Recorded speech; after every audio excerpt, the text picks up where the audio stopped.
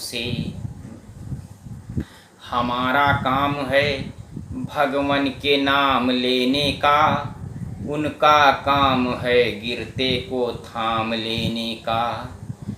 राधे राधे जपो चले आएंगे मुरारी, राधे राधे जपो चले आएंगे मुरारी। भक्तों,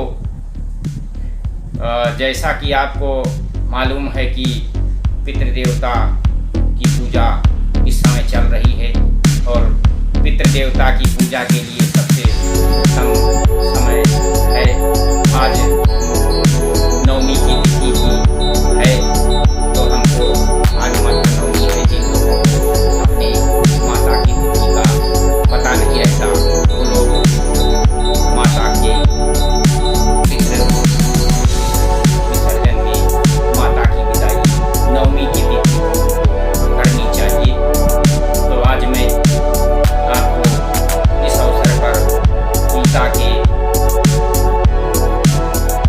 महात्मा की चर्चा करूंगा, जिसको आप लोग सुनेंगे और अपने आपके जो पितृदेवता आपके घर में विराजमान हैं उनको भी सुनाएंगे तो आपकी अधिकता होगी। ये गीता श्रीमद् भागवत गीता ऐसी है जो महान पात्रों का नाश करने वाली है और इसके एक अध्याय चौथाई श्लोक का भी प्रतिनियत कोई पाठ करता है तो मुक्त हो जाता है, इसमें कोई संशय नहीं।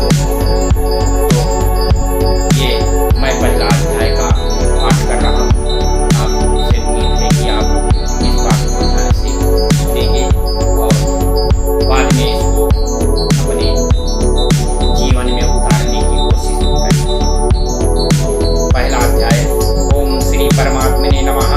पहला अध्याय। धृतराष्ट्र बोलते हैं कि हे संजय, धर्म कुरुक्षेत्र में इकट्ठे हुए दीक्षा वाले मेरे यार पांड के पुत्रों ने क्या किया।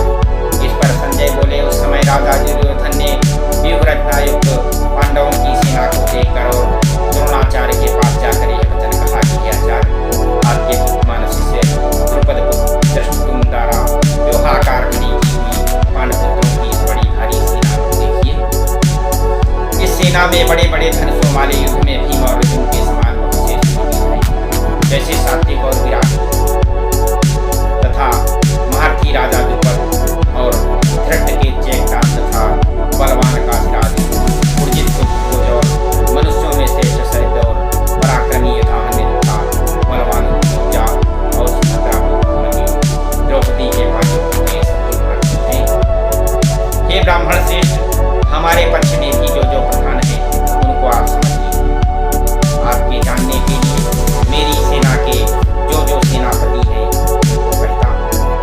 एक तो स्वयं आप और पितामह भीष्म, कर्ण और संग्राम विजयी कृपाचार्य तथा वैसे ही अश्वत्थामा, विकर्ण और सोमदत्त का पुत्र दुर्श्रवा तथा और भी बहुत से शूरवीर अनेक प्रकार के शस्त्रास्त्रों से युक्त मेरे लिए जीवन की आशा को जागने वाले सबके सब युद्ध में चतुर।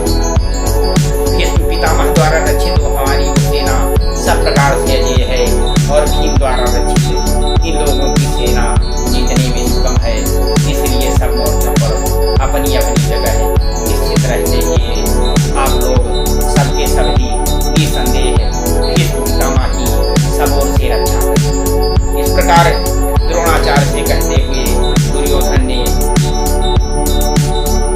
के वचनों को सुनकर कौरवों में वृद्ध बड़े प्रतापी पितामह भीष्म ने उस दुर्योधन के हृदय में हर्ष उत्पन्न करते हुए उच्च स्वर से सिंह के नाद के समान गर्ज कर शंख बजाया। उसके उपरांत शंख और नगाड़े और ढोल मृदंग और नृशंघाद बाजे एक साथ ही बजे। उनका वो शब्द बड़ा भयंकर हुआ। उसके अनंतर सफ़ेद घोड़ों से युक्त उत्तम रथ में बैठे हुए श्री कृष्ण महाराज और अर्जुन ने भी अलौकिक शंख बजाए। उनमें श्री कृष्ण महाराज ने पांचजन नामक शंख और अर्जुन ने देवदत्त नामक शंख बजाया। भयानक कर्म वाले भीमसेन ने पौंडक नामक शंख बजाया। कुंती पुत्र राजा युधिष्ठिर ने अनंत विजय नामक शंख और नकुल तथा सहदेव ने सुघोष और मणिपुष्पक नाम वाले शंख बजाए। श्रेष्ठ धनुष वाले कासराज और भारती शिखंडी और दशदुम तथा राजा विराट और अजय सात्विक तथा राजा द्रुपद और द्रौपदी के पांचों पुत्र और बड़ी भुजा वाले सुभद्रा पुत्र अभिमन्यु, इन सब ने हे राजन अलग अलग शंख बजाए और उस भयानक शब्द ने आकाश और पृथ्वी को भी शब्दायमान करते हुए धृतराष्ट्र पुत्रों के हृदय विदीर्ण कर दी। हे राजन, उसके उपरांत कपिध्वज अर्जुन ने खड़े हुए धृतराष्ट्र पुत्रों को देखकर उस शस्त्र चलने की तैयारी के समय धनुष उठाकर ऋषिकेश श्री कृष्ण महाराज से यह वचन कहा कि हे अच्युत, मेरे रथ को दोनों सेनाओं के बीच में खड़ा कीजिए, जब तक मैं इस स्थित हुए युद्ध की कामना वालों को अच्छी प्रकार देख लूं कि इस युद्धरूप व्यापार में मुझे किन किन के साथ युद्ध करना योग्य है। दुर्बुद्ध दुर्योधन का युद्ध में कल्याण चाहने वाले जो ये राजा लोग इस सेना में आए हैं, उन युद्ध करने वालों को मैं देखूंगा। संजय बोले कि हे धृतराष्ट्र, अर्जुन द्वारा इस प्रकार कहे हुए महाराज श्री कृष्ण चंद्र ने दोनों सेनाओं के बीच में भीष्म और द्रोणाचार्य के सामने और संपूर्ण राजाओं के सामने उत्तम रथ को खड़ा करके ऐसे कहा कि हे पार्थ, इन इकट्ठे हुए कौरवों को देख।